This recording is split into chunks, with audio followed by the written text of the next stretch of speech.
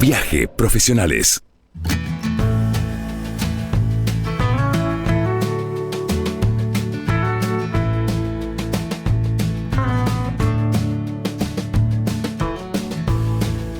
Renuevo la bienvenida y el saludo porque comenzamos cuando están pasando 25 minutos después de las 2 de la tarde en edición simultánea Radio Stream.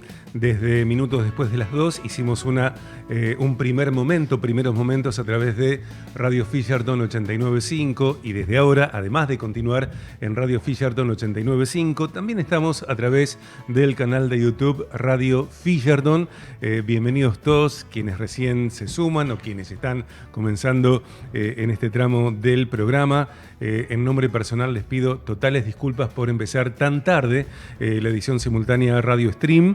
Y vamos ya de nuevo a presentarla a ella, con quien charlamos, como les digo, primeros momentos allí en Radio Fisherton. Ella es ingeniera química, especialista en ingeniería ambiental, magíster en energías renovables y proyectos energéticos, también en inteligencia artificial generativa.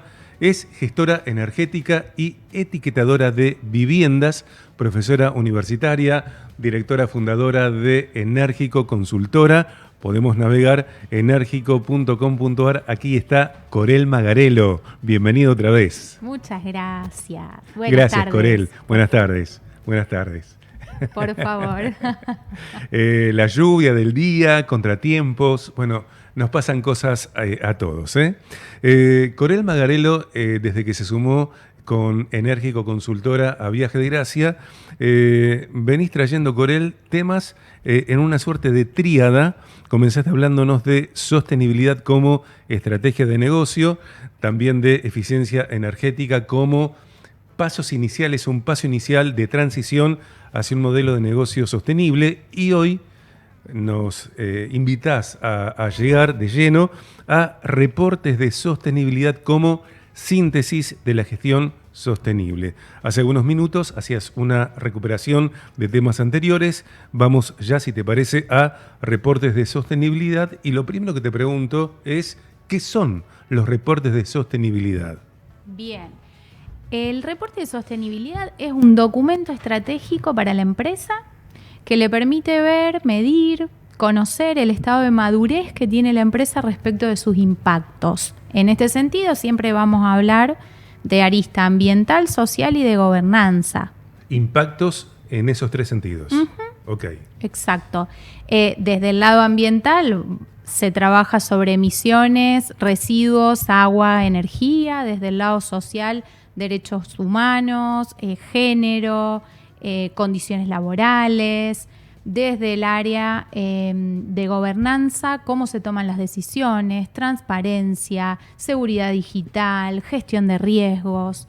Bueno, estos temas se sintetizan en un reporte que tiene una metodología, que tiene una estructura, que tiene un compromiso, responsables, a modo de comunicar internamente y externamente el estado de situación de una empresa.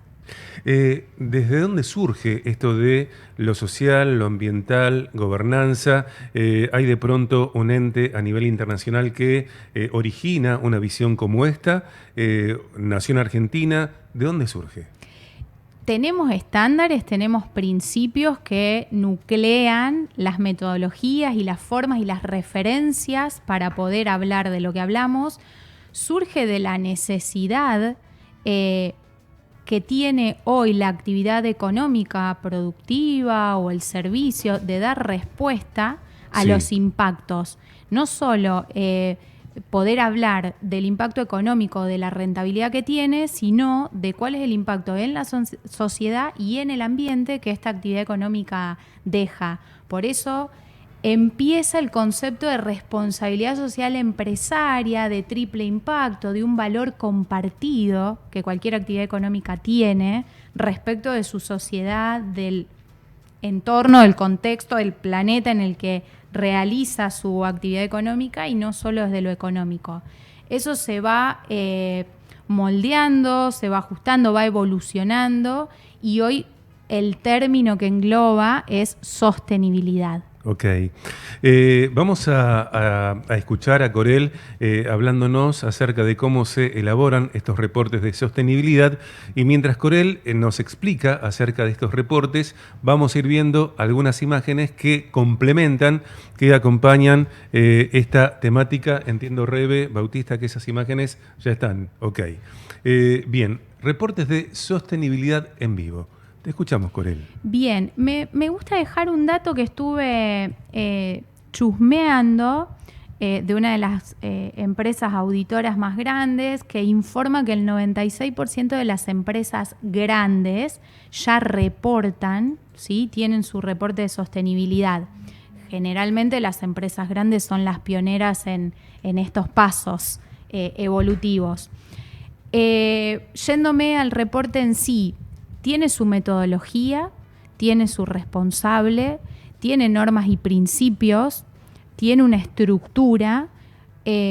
Nosotros fundamentalmente en las capacitaciones tratamos de transmitir que es importante que estos documentos se realicen de la mano de expertos en el tema, que puedan asesorar, que puedan colaborar, capacitar a todo el personal, y que el entregable, que es este reporte que se comunica, no sea un mero informe que queda dentro de la empresa, sino que sea el puntapié de la mejora continua que la empresa tiene. Incluso nos hemos encontrado que generalmente cuando abordamos el proceso de realización, la empresa considera desde su creencia, desde el hacer que viene de muchos años, que los problemas son los que plantean. Y nosotros en el transcurso del recorrido de la creación del informe, en una de las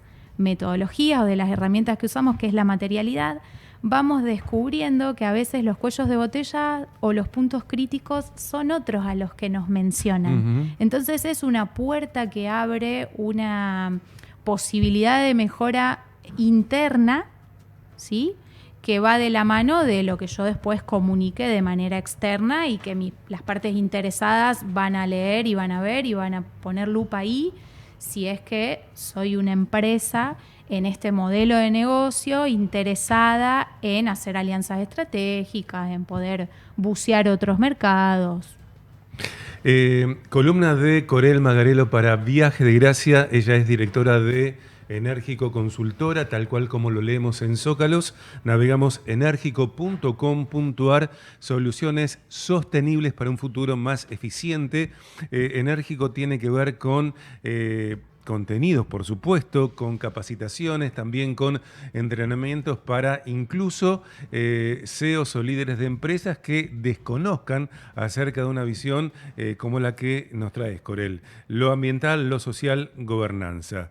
¿Quiénes son los profesionales involucrados en el diseño, en la elaboración de reportes de sostenibilidad? Mira, generalmente, nosotros somos los expertos que realizamos el reporte. Y ¿nosotros quiénes? Enérgico. Enérgico, el por equipo supuesto. De Enérgico, sí, somos profesionales, ingeniera química, abogados, diplomados en gestión bancaria. Digo, es un resultado interdisciplinario, un reporte de sostenibilidad. Sí, nosotros lo trabajamos desde la interdisciplina. Es una modalidad que tenemos desde la empresa, que nos da buenos resultados, que nos permite tener una mirada robusta, interdisciplinaria de los casos y de las empresas y de los temas que se nos presentan. Y bueno, lo hacemos, lo extendemos siempre a trabajar con nuestros clientes de la misma manera, porque entendemos que es muy enriquecedor. ¿Sí? Uno está por ahí muy acostumbrado a circunscribirse a la profesión de grado o a la formación que tiene, y cuando se suman miradas y formaciones de distintas disciplinas, se logran resultados mejores u óptimos. También sos especialista en inteligencia artificial. ¿Cómo viene la IA a potenciar, a acompañar la elaboración de reportes de sostenibilidad? Y es una herramienta que potencia.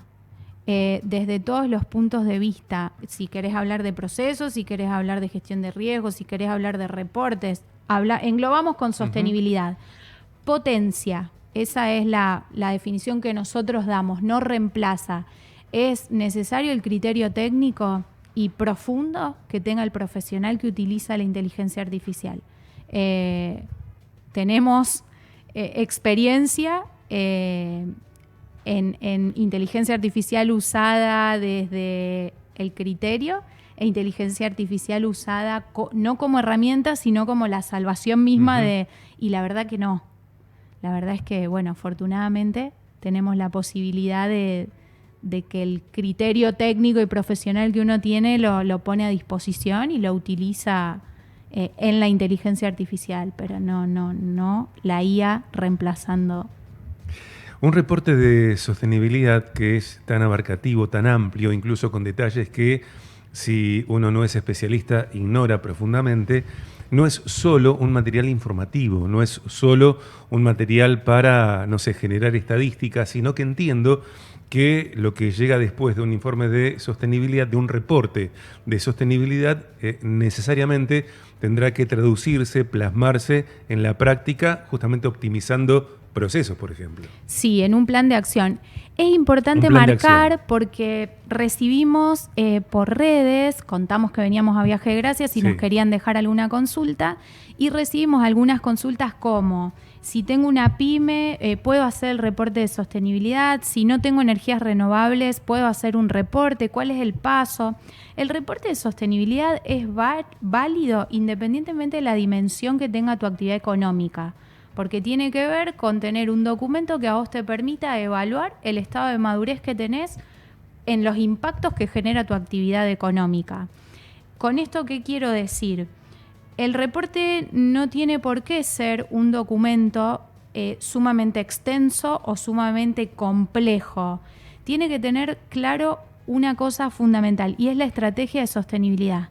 Y la estrategia de sostenibilidad se crea generalmente con Enérgico, claro, a través de una serie de pasos previos a escribir el reporte, que tiene que ver con trazar directivas, misión, visión, proyección del negocio, y en función de eso se empieza a recorrer el armado del reporte de sostenibilidad. Tampoco significa que yo, para hacer un reporte de sostenibilidad, tenga que tener referencias de estándares internacionales que tal vez son demasiado amplios para la actividad económica que desarrollo. Puedo referenciarme de principios y de normas que tal vez no son estándares, pero que sí están determinados por Naciones Unidas como una brújula de esta transición, como son los ODS, por ejemplo, los Objetivos de Desarrollo Sostenible. Tal cual, tal cual.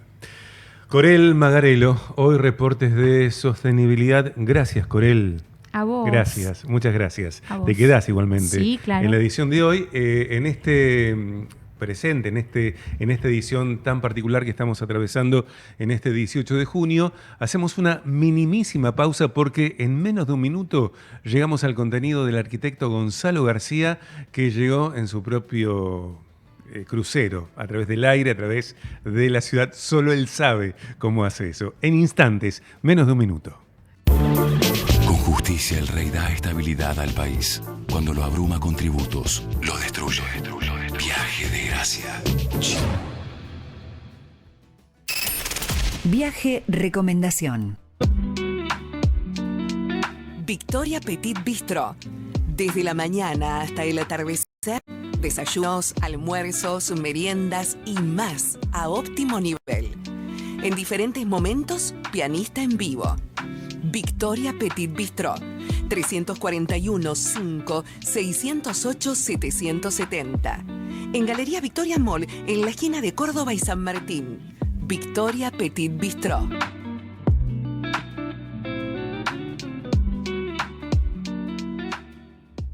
Viaje de Gracia. Desde mayo de 2010. Viaje Profesionales.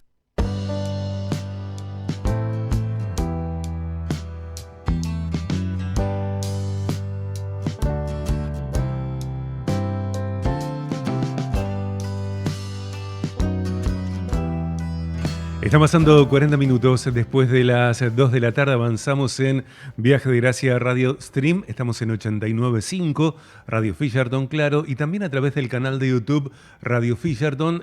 Ustedes pueden escribir por el chat del canal de YouTube Radio Fisherton. Gracias a las personas que están allí atentas a los contenidos del programa. Vamos al momento de él, a esta columna que es parte de Viaje de Gracia. Desde hace décadas el programa cumplió este año sus primeros 16 años. Bueno, Gonzalo es parte de Viaje de Gracia desde los comienzos, cuando Viaje de Gracia comenzaba a las 11 de la noche. Bueno, algo que seguramente no volvería a suceder. Él es arquitecto, matrícula del Colegio de Arquitectura y Urbanismo de la provincia de Santa Fe, 04366. Está especializado en arquitectura sustentable. Su cuenta en Instagram, arcggarcia1, arcggarcia1. También es navegante, es columnista BDG, trae al programa el contenido de arquitectura sustentable, muy en particular casas modulares, que hoy nos dirá que es un estilo arquitectónico sin límites. Gon, querido, bienvenido. ¿Cómo anda, Sergio? ¿Todo bien? Muy bien, muy bien. Yo siempre, estar acá, siempre bien. Siempre. Vení mañana. Dale. Te digo siempre lo mismo. Sí, vengo. Vení, me encanta, me encanta, me encanta. Gon, bueno, venís hablándonos de casas modulares, el origen, estilos, materiales, incluso costos, viabilidad de estas casas modulares, y hoy nos contás acerca de los módulos que se unen, se ensamblan, se adosan, se apilan, como que hicieran el amor los módulos, Gon. Es una buena metáfora, ¿no? Es una muy buena metáfora, porque la verdad que cuando se empiezan a ensamblar, a adosar, a apilar, empiezan a fusionarse entre sí también y a completar una unidad única generada por varios módulos. Claro, y nos decís que esos módulos, complementándose, traspasan las fronteras del diseño. Les cuento que mientras escuchamos a Gonzalo García vamos a ir viendo algunas imágenes que tienen que ver con el contenido de Gonzalo. Creo que está todo bien, ¿no, Rebe? Perfecto, me encanta. Bueno, ahí vemos una primera imagen de casas modulares. Bueno, justamente esto empieza a desmitificar la limitación que tiene en el colectivo, en el inconsciente colectivo. Hay una limitación con respecto a las casas prefabricadas, que parecería como que son todas iguales, o como que no puede uno diseñar y empezar a morfológicamente trabajarlas de tal manera que podamos irnos justamente traspasar las fronteras de un diseño, y entonces es como que eso lo puede hacer solamente la construcción tradicional. Yo lo que voy es que si uno empieza a estudiar las nuevas tecnologías, los nuevos materiales, los nuevos sistemas constructivos, y sobre todo los módulos que se empiezan a confeccionar de tal forma que puedan ser transportables, lo que digo siempre, transportables, que puedan ser montados, colgados de una pluma y poder ir montándose unos sobre otros o adosándose unos sobre otros, ya empezamos a jugar con distintas morfologías, distintas geometrías que nos permiten tener diseños ya sin límites. Uh-huh. Y a eso a donde vamos, y eso es donde empieza a la casa modular a imponerse sobre el diseño arquitectónico, sobre un diseño personalizado, sobre un diseño en donde uno pueda no solo tener la casa modular igual a la otra, sino que empiecen a tener una identidad propia y una esencia propia, amoldada a las necesidades de cada programa. El hecho de que los módulos sean estándar o estandarizados no significa que la combinación de esos módulos, la dinámica que se les otorga a partir de su complementación, no pueda tener una creatividad como la construcción tradicional. Exacto, justamente la flexibilidad que tienen este tipo de diseños, que parecerían encasillarse, es algo a lo que tenemos que empezar a conocer, a estudiar y analizar, porque desde acá empieza lo nuevo. Esto es lo que viene, digamos. Hoy hay casas de 300, 400 metros cuadrados hechas en fábrica. Literalmente en fábrica, se componen de 4, 8, 6 módulos, y esto completa una casa de 300 metros cuadrados en la ladera de una montaña y fue transportada en barco, en camión y llegado a, por ejemplo, esto da para mucho análisis, pero por ejemplo en Mallorca, hoy España es bastante líder en esto, ese es un poco la punta, y la verdad es que uno ve como en la costa del continente van hacia la isla con todos estos módulos, empiezan a ensamblarlos, a posicionarlos, a apilarlos, a dosarlos, y esto complementa una casa que hoy en día no podría tener diferencias en diseño arquitectónico con respecto a una tradicional, sí lo tiene. Y en esto un poco hago mención de lo que vos venías contando, sí tiene poco desperdicio, poco impacto ambiental, mucha eficiencia térmica, mucha eficiencia en la operativa y en la logística.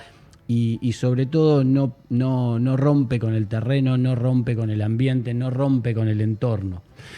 Nos hablas de casas modulares, este modo de construcción, esta manera dinámica, fluida, flexible de complementar, combinar módulos. ¿Podría originar construcciones para otros usos que no sean el de vivienda? Sí, de hecho en la pandemia mismo la construcción modular se usó mucho para montar los hospitales transitorios, que hoy en día todavía siguen vigentes. Ajá. El hecho de Granadero Baigorria, el hospital Eva Perón, en realidad ahí hay todo un sector hecho con módulos, un montaje modular con mucha rapidez, se hizo muy rápido y muy en tiempo y forma, que hoy por hoy sigue funcionando como tal, digamos. Esto es algo que también puede empezar a usarse para un montón, multiuso, totalmente multiuso. Sos uno de los arquitectos pioneros en este estilo de construcción, en este modo de construcción, no solamente de la ciudad, sino también de la región, de la provincia e incluso más allá también. ¿Cómo acercar? Eso. Lo digo abiertamente, es un montón. No es pionero, digamos, es un análisis Gonzalo, fanático. Si yo digo que vos sos pionero, vos sos pionero. Me da como cosita. Si yo digo que sos pionero, sos pionero. Yo como pionero de la arquitectura modular. Gonzalo García, el pionero. El pionero. Digo, ¿cómo comunicar casas modulares, esta dinámica, lo que nos estás contando, bueno, desde hace ya tiempo, este estilo arquitectónico sin límites, a personas que de pronto no logran salir de la rigidez de la construcción del ladrillo convencional? Bueno, un poco el tema traía a colación o por lo menos como motivación ese punto. ¿Por qué? Porque justamente hay que desmitificar la poca flexibilidad, o flexibilidad que se cree que tiene la casa modular, o uno consume y ve que parecería como que terminan siendo todas dentro del mismo formato. Nosotros siempre hablamos de que tienen un estilo propio. Dentro de ese estilo propio, la morfología, el diseño, la flexibilidad, las posibilidades a nivel de diseño arquitectónico son infinitas. Eso es un poco lo que uno tiene que empezar y donde se tiene que empezar a analizar realmente hasta dónde puede llegar uno con este tipo de construcciones. Y es lo que está pasando, o sea, el asociar la casa modular con un containers es un error. Porque es parte, o sea, un container es una posibilidad dentro de varias. Eso mismo. Y uno empieza a ver cómo las resoluciones arquitectónicas dentro de los sistemas constructivos empiezan a darnos diseños muchísimos más amplios de lo que creemos. Inclusive en formas más rígidas, como por ejemplo lo que estamos viendo, H, que son 3 módulos muy bien definidos. También en donde uno completa la parte íntima, la parte pública, la unión entre las dos patas, y el otro la parte más semipública, digamos, donde uno puede tener diseñado en un partido muy simple, pero muy rico en espacialidad, muy rico en lenguaje arquitectónico, muy rico en la parte tecnológica, sobre todo, de este tipo de resoluciones. Vos, que sos un pionero, Soy un pionero de la arquitectura modular. ¿Cómo se adaptan los arquitectos para un modo de construcción que no necesita levantar paredes? Bueno, eso es también una pregunta que me va surgiendo Es cuando... buena la pregunta. Sí, es muy buena, Es muy buena. Es muy buena. Es muy buena. Es pionera. Es pionera, Es una pregunta pionera. El tema es que justamente nos tenemos que adaptar. Es la evolución, es una evolución a la cual uno por ahí, muchas veces el mismo profesional está reacio o el mismo profesional no quiere tomar a un cliente, a un comitente como conejillo de indias de esto, porque uno no tiene los análisis ni el estudio sobre este tema, como pasó con materiales, con tecnologías, con sistemas constructivos a los cuales no nos queremos abocar o no nos queremos adentrar de una porque no sabemos cuál es el resultado final en el tiempo. Y esto empieza a tener ya un tiempo de análisis, un tiempo de que uno puede corroborar lo que hasta dónde llega, cómo se comportan este tipo de casas, qué resuelven, qué parte de la sociedad puede tenerlas y qué parte de la sociedad puede empezar a consumirlas y a resolver su problema habitacional. Entonces el arquitecto, digo, es como que empieza a quedarse con lo conocido y empieza a ir de a poco y acá hay un tema también. Es como que parecería que la casa modular te saca ese proyecto único, particular, irrepetible, que no se... Bueno, más casero. Más claro, más artesanal, más propio, más de una interacción fluidísima y súper intensa con el comitente. El tema es que hoy las cosas también están cambiando. Esto de hoy, de tener una comida, y salvando todas las diferencias, vos pedir una comida gourmet que te llegue a tu casa, parecía impensado en un momento donde solo podíamos ir a un restaurante o a un lugar propio, físico, donde yo me siento y sé que lo cocina tal o cual y me lo va a venir a servir en el momento. Hoy esas fronteras se empiezan a diluir. Y hoy uno pide en 15 minutos una comida que puede ser tan rica como la que uno se sienta. Esto es lo mismo. Hoy en día, salvando todas las diferencias, la casa también está empezando a ser pedida, solicitada y usada de este modo. O sea, hoy pensar que hoy yo puedo pedir una casa que se está fabricando con todas las virtudes que implica el hacerla en una fábrica. Claro. Que es lo que venimos hablando mucho. Sí. Y en el poco tiempo tenerla en mi terreno y yo abrir una puerta y empezar a usarla y no traspasar y no transitar todo ese momento de la construcción, es una gran virtud que tienen este tipo de viviendas. Lo dice Gonzalo García, arquitecto especializado en arquitectura sustentable.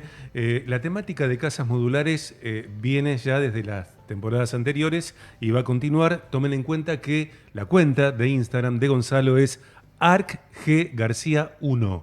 arcggarcia1. Y en estos minutos que nos restan para completar la edición de hoy, sumamos también a Corel Magarello porque entiendo, como sucede en múltiples contenidos de Viaje de Gracia, que los contenidos dialogan entre sí más allá de la especialidad de nuestros especialistas. Corel, ingeniera química, por ejemplo, Gonzalo, arquitecto. Un comentario breve respecto de casas modulares, Corel. Lo escuchaba atenta.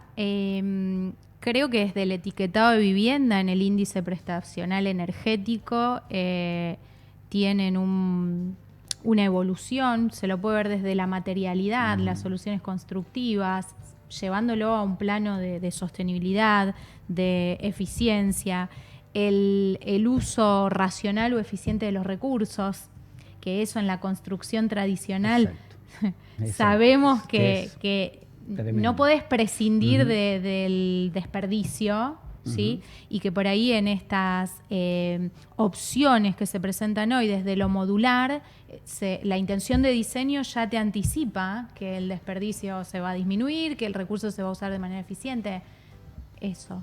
Sí, justamente yo cuando te estaba escuchando y hablabas del recurso humano, del trato con el recurso humano, imagínate que cada obra está dispersa o sea, la fábrica hoy en día, la fábrica de la construcción tradicional está dispersa en un territorio infinito. O sea, hoy yo tengo un equipo de gente que lo mando a trabajar al sur de Santa Fe, por ejemplo, o porque no consigo la especialidad en esa región. Al MIC. Perdón, aunque no consigo la gente en esa región, el especialista, o por lo que fuere, empezamos a tener una fábrica desperdigada en una región. O sea, el tornillo está a 7 kilómetros, el material viene de 50 kilómetros, el desperdicio es inmanejable, o sea, no lo podemos reutilizar porque en la misma obra, en la misma construcción se percude, se rompe, se desutiliza. En las fábricas uno puede tener ese proceso constructivo, el cual tan acostumbrados estamos desde Ford, por así decirlo, y marcar un mojón, en donde uno puede planificar un diseño flexible, totalmente ambicioso, y poder recuperar el desperdicio y diseñarlo de acuerdo al módulo del material, a las medidas del material, de la materia prima, y empezar a tener un proceso de reciclado en la misma planta, y de cuidado de los desperdicios que se pueden volver a reutilizar en su misma forma o en distintas formas, transformarlo, ¿no?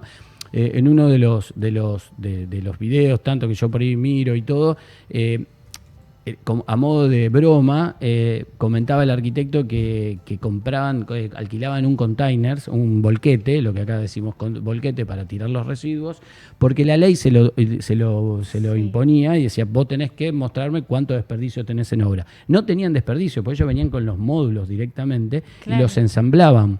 O sea, en una semana hacían o en 3 días, tac, y listo, y ya la casa estaba hecha. El desperdicio ya estaba en planta. Entonces ellos igual, por ley, para complementar la ley y para que no haya discusiones sobre eso, alquilan el container y lo dejan ahí y tiran algunas cosas, digo, ¿no? Pero ponele que haya algo de desperdicio porque siempre alguna cuestión in situ hay. Pero digo, se pasa de 100 containers a 10, a 5, a 1. Sí, es un montón. Una breve, Corel, la conexión entre reportes de sostenibilidad y la arquitectura sustentable, ¿dónde se encuentran? En todos lados. Claro. Porque en el proceso mismo, cuando vos haces el reporte de sostenibilidad, relevás un proceso y su evolución. Entonces, en la intención de diseño y en cada parte del proceso evolutivo de la transformación de este módulo, uno puede tomarlo como input para el reporte. Gonzalo García, Corel Magarelo, Gonzalo García, hoy en Viaje de Gracia. Gracias, Gon. Gracias, Corel. Muchas gracias. Presentamos al equipo que hace posible el programa. Viaje Producción. Ya nos vamos casi, ¿eh?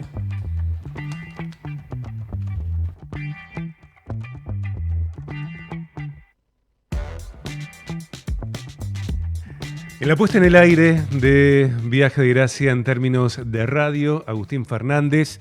Gracias, Agustín. En la operación audiovisual, Bautista Celdrán. Gracias, Bautista. En las noticias, Claudia Kowalczuk. Especialistas del día, Corel Magarelo, directora fundadora de Enérgico Consultora, enérgico.com.ar, y Gonzalo García, arquitecto. Su cuenta en Instagram es ArcGGarcía1, ArcGGarcía1, ARQGarcía1. En la locución artística del programa, Fabián Montana y Mariana Viduzzi. Flyers y redes sociales, Rebeca Di Marco. Gracias, Rebe. También tomando fotografías, filmando. En la identidad BDG, Lean Dichiasa. Y en la conducción y producción general, quien les habla, soy Sergio Contemori. Claro, estoy vestido por Tannery. Prendas de la colección Otoño-Invierno 2026, presentes en todos sus exclusivos. Y si te metes en tannery.com.ar, además de las prendas de la colección actual, también encontrarás Outlet Tannery con prendas de otras colecciones anteriores a precios más ágiles. Gracias a Tannery. Gracias, Gon. Gracias, Corel. Gracias a vos. Gracias por todo. Un placer. Para mí, 2. Gracias, un gusto, Sergito. para mí 2. Un pionero. Un pionero. Veo que soy un pionero en la arquitectura sustentable. Qué buenas preguntas, Sergio, qué buenas preguntas. Amigos, quédense en Radio Fisher, donde llega Juan Pablo Berardi con Sport Music. Nosotros mañana, 2 de la tarde, después de Valeria, nos reencontraremos. Gracias, hasta mañana. La expedición sigue. El encuentro vuelve. Viaje de Gracia, una aventura divina.